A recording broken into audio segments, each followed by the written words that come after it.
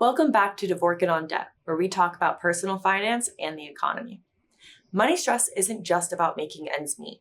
It's messing with our minds, our relationships, and even our sleep. On today's episode of Dvorkin on Debt, we're having a conversation about the connection between mental health and money. New findings from Debt.com reveal that 3 out of 4 Americans feel stressed by inflation and rising costs, and 76% say credit card debt is hurting their mental health. These aren't just numbers. These are quiet battles happening every day in kitchens, bedrooms, and bank apps across the country. So this week I want to talk about mental health, the rising costs affecting mental health, and are we talking about this enough? I think that we don't talk about mental health in general enough in this country. I've been around this my entire life, and I've seen it firsthand, and it is terrible. It's terrible what it does. And certainly the debt level can put more pressure on somebody that's teetering on the edge, or it could throw them into challenges. Debt.com did a survey recently. 3 out of 4 people said that the debt that they were carrying was impacting their mental health state. People are stressed out about credit cards.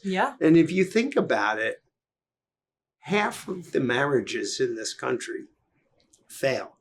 And the number one reason is debt pressure, is financial pressures.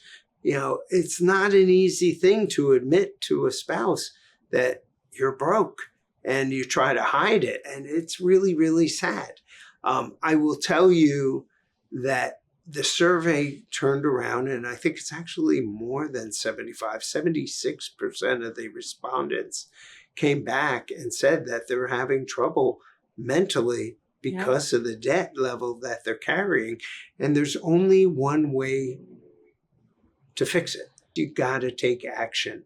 You got to set yourself on a plan of success. And if you're not capable of doing that, you got to seek out who can help you. And there's some very fine organizations. Hopefully Debt.com is one of them that can sit down and budget with you and walk you through a household budget to see what options you have. People are getting these bills in one after another, 3,000 here, 4,000 here. And all of a sudden they're like, I'm getting these bills every day and I can't even make my rent payments or my mortgage payments. What do I do? And that's putting a lot of stress on people. So what you have to do is take action and relieve yourself of that stress, because once you get a plan in place and you start to execute on that plan, a lot of that stress caused by financial issues goes away. So we know that budgeting works, but why do people avoid it?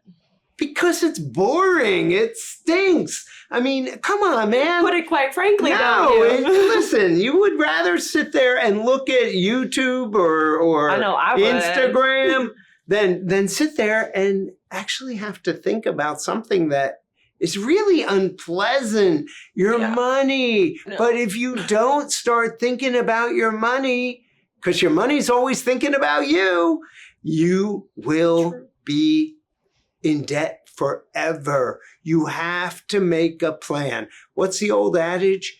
For those who fail to plan, plan to fail. And that is a very, very sound concept. And if you don't think about it and you don't work at it every single month, you're going to fail. You need to start somewhere. You got to get yourself out of trouble. But the first part is on you.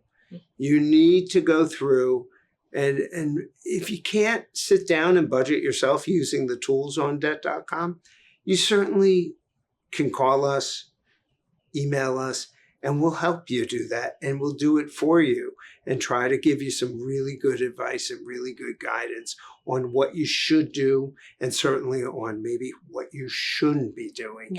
If you recognize there's an issue, if you're making the effort and going to our website, if you're watching this video, if you're picking up the phone and inquiring, obviously something in the back of your mind is saying, hey, maybe there's a problem. Maybe I should talk to somebody that knows what they're talking about, instead of just sitting there and not taking advantage of the opportunities out there in order to improve your situation. All right. Well, thank you, Howard. That's really good advice. Thanks. And if you are struggling with mental health and finances, please visit our website. Know that you are not alone. Use our tools, calculators, and call us if you need any help. Thank you for joining me this week. Thanks, Kit.